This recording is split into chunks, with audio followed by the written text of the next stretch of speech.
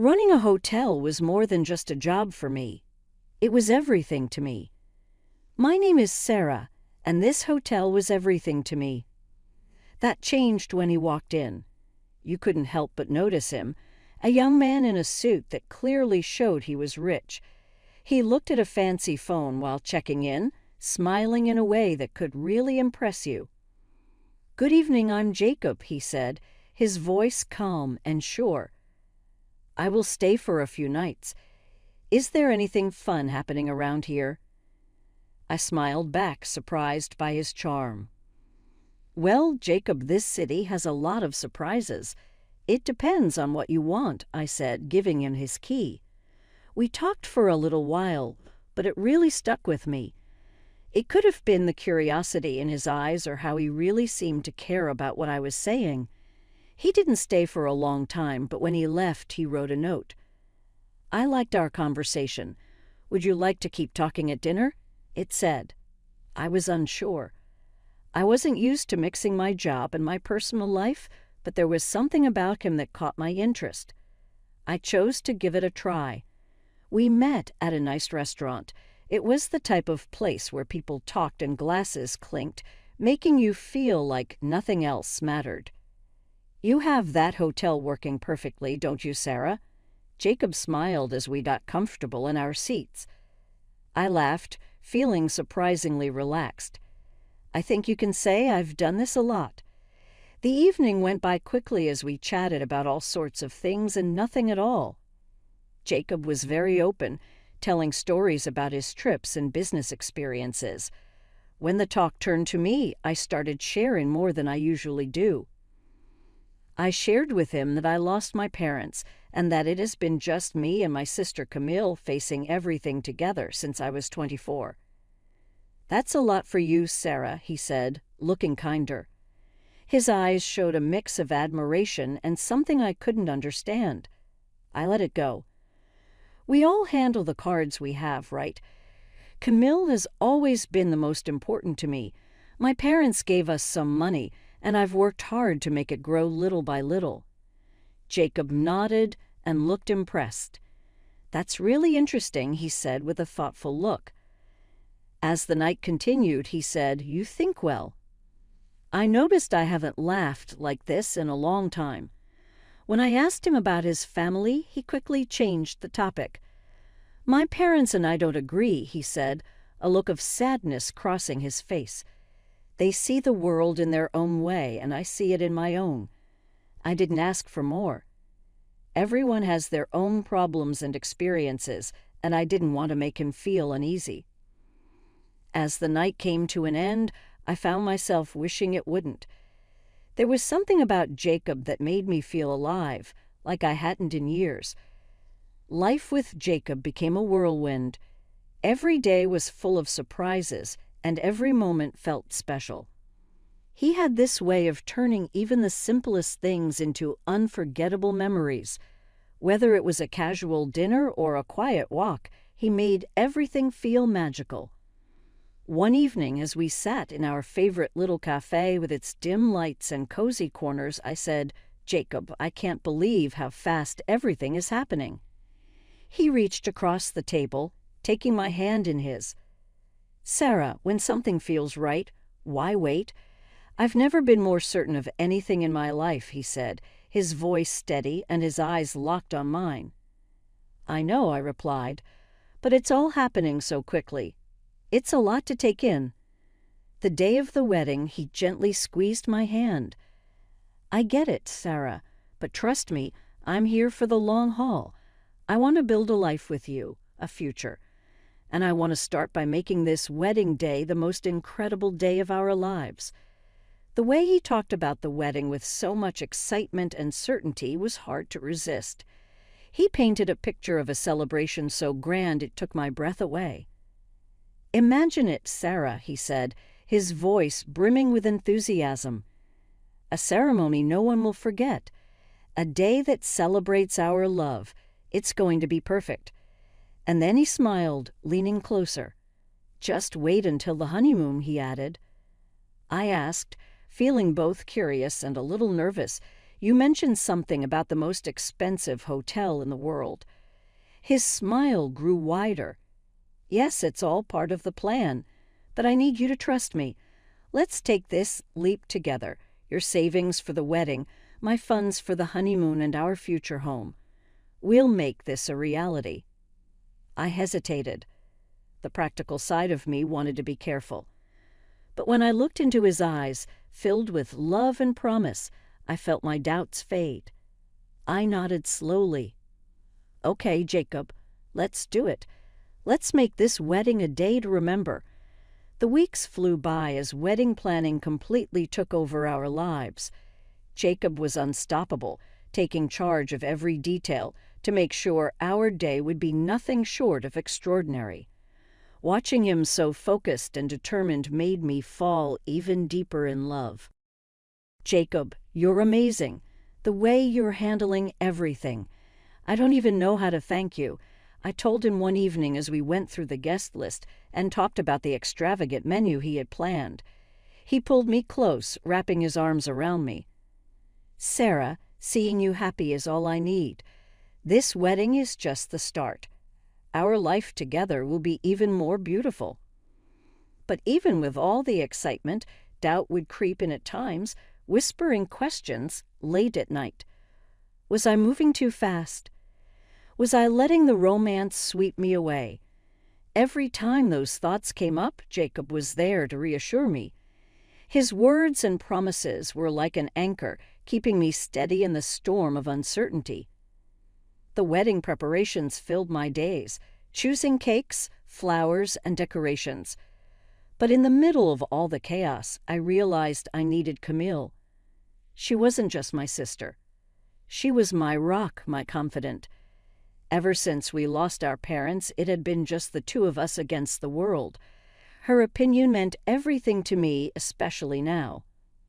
I picked up the phone and called her, hoping she could take a break from her job at the cafe. "Hey, Camille, think you can leave the aprons and coffee smells behind for a day?" "I could really use some help with tulle and satin," I joked, my voice full of hope. Camille's laughter came through the phone, light and familiar. "For you, sis, I'll trade coffee stains for bridal trains any day. Give me an hour to finish up here, and I'm all yours." The bridal shop felt like a dream, filled with white and ivory gowns that seemed to flow like waterfalls of lace and silk. As I tried on dress after dress, Camille's presence kept me calm in the whirlwind of satin and sequins. "That one, Sarah, it's like it was made for you," Camille said, her eyes lighting up as I stepped out of the dressing room wearing a gown that felt perfect. I turned to look at my reflection, the dress fitting every curve just right and flowing softly to the floor. "You think so? I don't know. I feel like a real bride," I said, a smile spreading across my face. Camille's grin matched mine, but for a brief moment I caught something in her expression, a shadow, quick and troubling. Before I could ask, she grabbed a dress off the rack. "Mind if I try this one on just for fun?" she asked, holding up a gown that shimmered with every move. I laughed, surprised and amused. "Planning to elope, are you? Or is there some mystery man you've been hiding from me?" Camille laughed too, but it wasn't her usual carefree laugh. There was something else there, something I couldn't quite put my finger on. "Oh, Sarah, you know me, always a bridesmaid, never a bride. But a girl can dream, right?" she joked, though her eyes quickly darted away as if to hide something. The rest of the day was filled with laughter and the soft rustle of silk, but I couldn't ignore the shift in Camille's mood. Her bubbly self seemed to fade at times, replaced by moments of distraction. "Everything okay, Camille? You seem a little off today," I asked gently, feeling a twinge of worry. She waved her hand dismissively, brushing off my concerns. "It's nothing, really. Just the chaos at the cafe, you know how it gets," she said with a quick smile. But it didn't quite reach her eyes. As we left the bridal shop, the weight of whatever she was hiding hung between us, creating an uneasy tension I couldn't ignore. I wanted to believe it was just pre-wedding stress or maybe a tough day at work. But deep down, I had a feeling it was something more, something bigger. That night, I lay in bed staring at the ceiling. The excitement of finding the perfect wedding dress had been replaced by worry about Camille's strange behavior. She'd always been like an open book to me, but now it felt like some pages were missing, with secrets hidden between the lines. As the big day got closer, the happiness I should have felt was clouded by a growing unease. Camille and I had always faced life together, but now it felt like there was a wall between us, built with unanswered questions and things unsaid. I had no idea that the answers to those questions were about to turn my whole world upside down. It started like any other day, or so I thought. Jacob had left his phone buzzing on the kitchen counter as I cleaned up. The constant notifications caught my attention, a nagging reminder that something wasn't quite right. Surprisingly, the phone wasn't even locked. That alone made my stomach twist. But what I found when I looked was worse than anything I could have imagined. The messages between Jacob and Camille hit me like a punch to the gut. Each word felt like a knife, cutting deeper and deeper. They weren't just having an affair, they were planning to push me aside like I meant nothing. Years of love and trust with Camille crumbled in an instant. I read her message over and over, the one where she confessed to Jacob that she was pregnant with his child. My vision blurred as tears filled my eyes. Can't believe we pulled this off. She's such a fool, falling for every lie. And now with the baby, we can finally be together, just as we planned, she had written. The world around me seemed to spin, like I was trapped in a storm of lies and betrayal.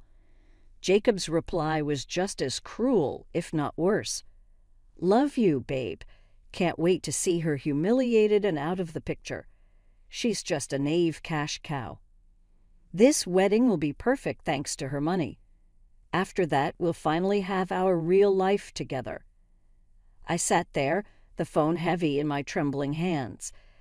A storm of emotion swirled inside me, betrayal, anger, disbelief.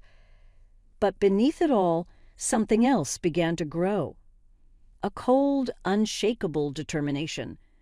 They thought they could use me, lie to me, and throw me away like I didn't matter. But they were wrong. I wasn't about to let them destroy me. They were going to learn what happens when you underestimate Sarah Anderson.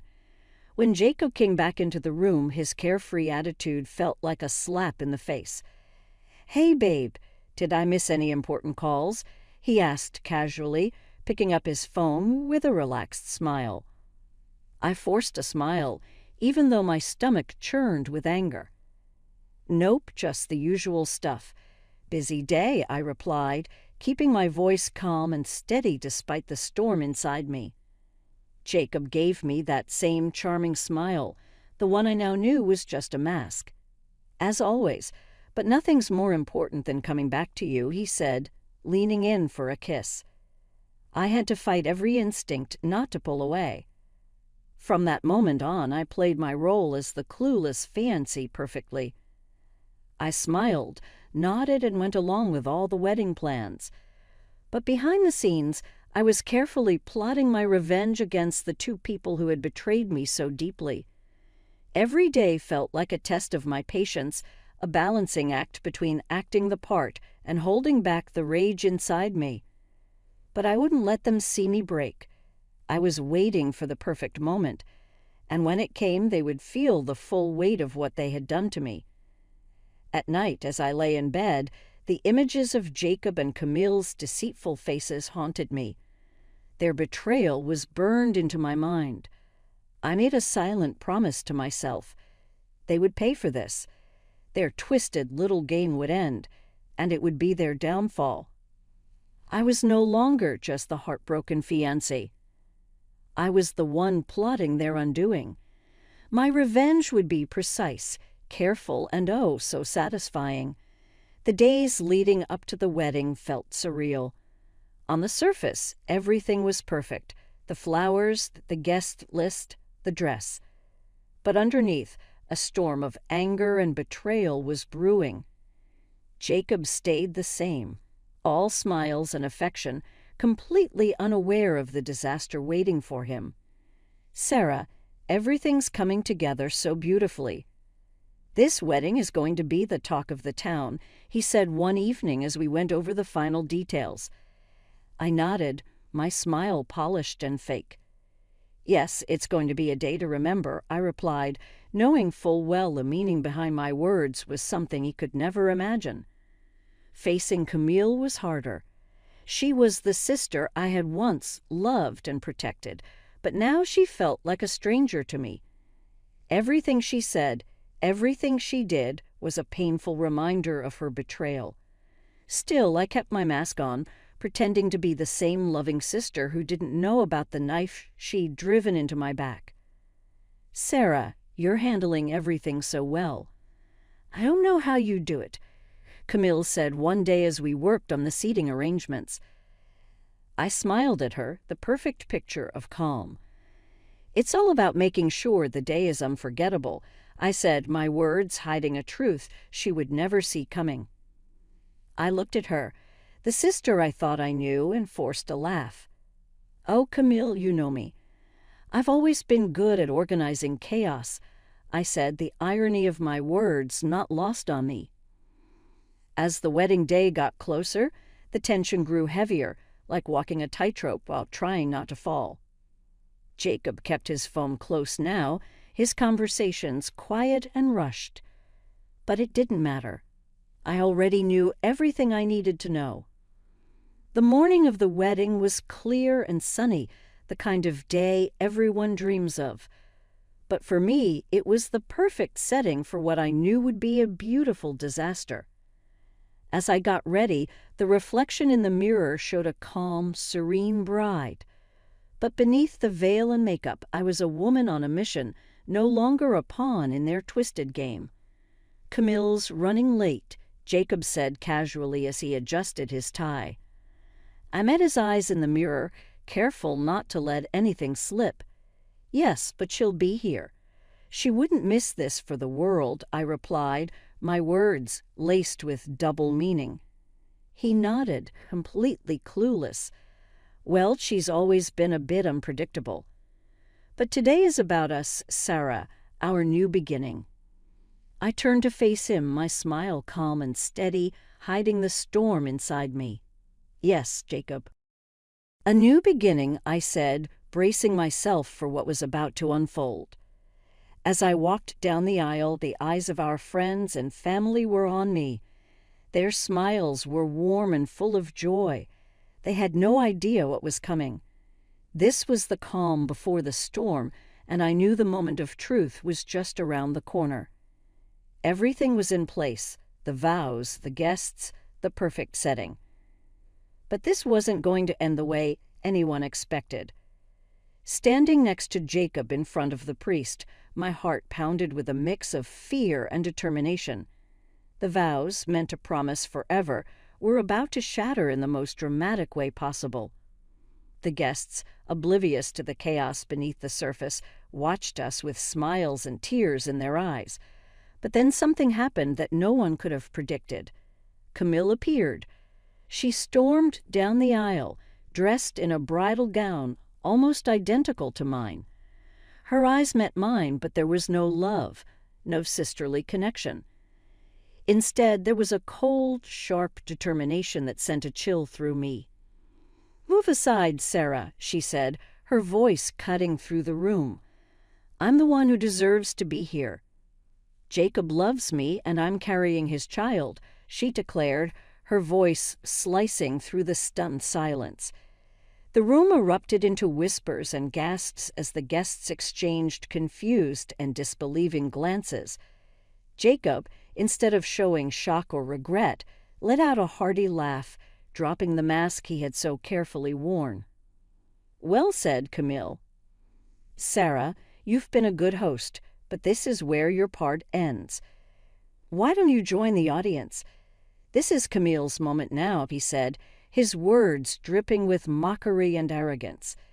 Their betrayal, so public and cruel, sent a shockwave through the room. The audacity of it left the guests frozen in disbelief. But as the weight of the situation hit me, I did something no one expected. Not Jacob, not Camille, not even myself. I smiled. I looked at Jacob, then at Camille, and said, "Of course. Why not? I wouldn't want to miss the show. After all, I did pay for it." My voice was calm, steady, masking the storm raging inside me. Camille and Jacob exchanged uneasy glances, clearly thrown off by my response. This wasn't the reaction they had expected. The guests were just as confused. Their eyes darted between us as they tried to make sense of the surreal scene unfolding before them. I walked gracefully to an empty seat among the guests and sat down, my head held high. The whispers around me grew louder. What's she up to? Is she really going to let this happen? The questions buzzed through the crowd like bees, but I stayed serene, a statue in the middle of the chaos. Jacob and Camille, now standing together at the altar, looked unsettled. My calm demeanor had cracked their confidence. This wasn't playing out the way they'd hoped. "What's your game, Sarah? Why are you so calm?"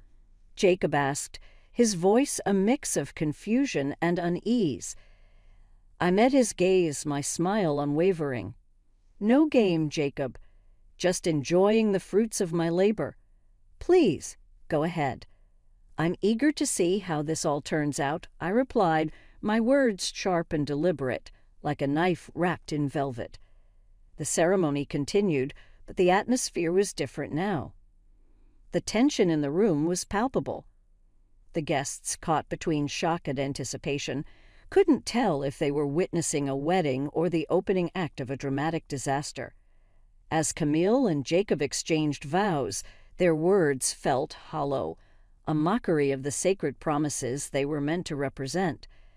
I sat there, surrounded by friends and family who struggled to comprehend what they were seeing. Inside me, the fire of betrayal burned, but my composure never wavered. They thought they'd won.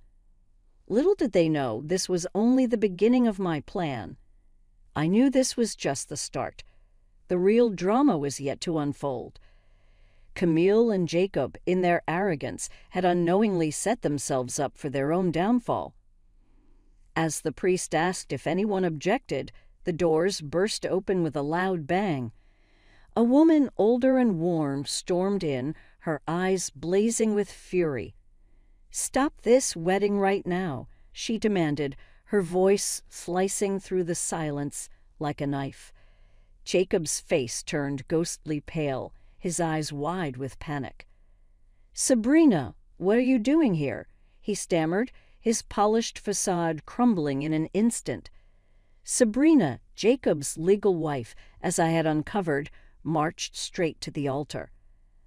"I'm here to stop you from making an even bigger fool of yourself and these people," she said, her voice firm.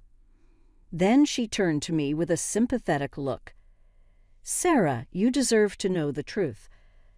The guests broke into murmurs, the scene unfolding in front of them more gripping than anything they'd ever seen. Camille clutched her stomach, her face frozen in shock and fear. Sabrina didn't hold back. "Jacob is a liar and a cheat. His investments failed, and he's drowning in debt.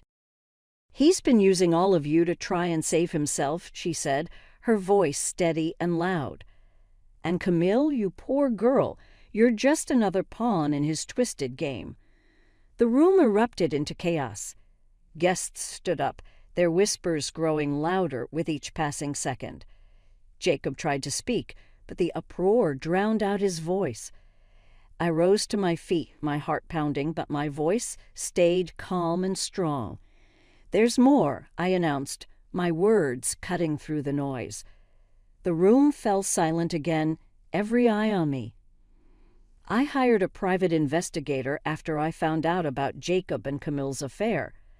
Not only is Jacob married and drowning in debt, But he's also been hiding a child, a daughter he's never supported. Camille's face crumpled, her expression shifting from shock to devastation. Jacob, is this true?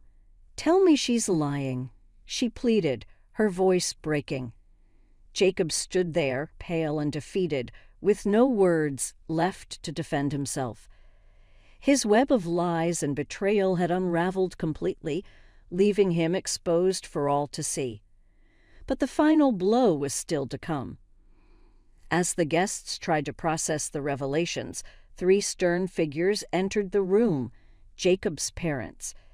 I had contacted them and told them everything. Now they were here to confront their son. Jacob's father, a man of few words but great authority, stepped forward.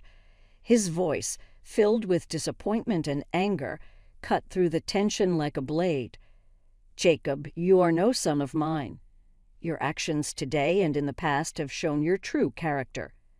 You're cut off from this family and our fortune. The room became quiet as Jacob's face changed from pale to very pale, realizing that his plans were falling apart. The game ended, and he lost it all. I saw Jacob, Camille, and the hopes they had tried to create on falsehoods. It still hurt to think about their betrayal, but as I stood there on what should have been my happiest day, I understood that this wasn't the end of my story. It was the beginning of something different. After that, I went to court to get justice for what Jacob had done. The courtroom felt like a whole new place, where my hurt and shame became legal talks and piles of papers. Jacob, you didn't only break a promise. You broke my trust and used my kindness, I said firmly, my voice steady and clear. You need to give me more than just an apology. You need to pay me for how you messed up my life. The judge hit the gavel, making a loud sound that broke the quiet tension in the room. The court decides for the plaintiff. The judge said, the defendant must pay $93,000 for the emotional pain and money lost.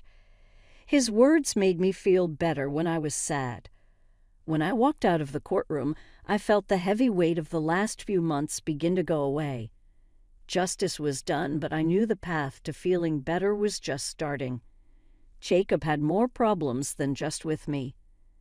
Sabrina, his legal wife, felt very angry and hurt. She started her own case against him, asking for money because of his betrayal and neglect of their child. The man who used to be confident and good at talking was now stuck in his own lies with no escape. Camille, my sister, the one I loved and trusted the most, was left all alone. Jacob ran away from the city, leaving her to handle the problems they had made. She was pregnant and scared, very different from the happy, free girl she once was. One day she came to me and her eyes were full of tears. Sarah, I know I messed up and don't deserve your forgiveness, but I feel lost and don't know what to do, she said, asking for help. I looked at her, the sister I had once done everything for. I felt sad, but the hurt from her betrayal was still too new and too strong. Camille, you're my family, my own. What you did is not something I can easily forgive or forget. You made your choices, and now you have to deal with them, just like I'm dealing with mine, I said softly. The space between us was more than just about being far apart. It was a big gap of hurt and betrayal, too wide and too deep to fix ever again. Life continued, but the marks from those hard times remained with me. They reminded me of what I went through, how I survived, and the strength I didn't know I had. I worked on making my life better, enjoying the little things. I loved, lost, trusted, and got betrayed. I made it through everything. When I think about everything, I see that the most important journey was really about myself. I was thinking about it inside myself. It was a trip to get better, to find my strength again, and to learn how to trust and love again.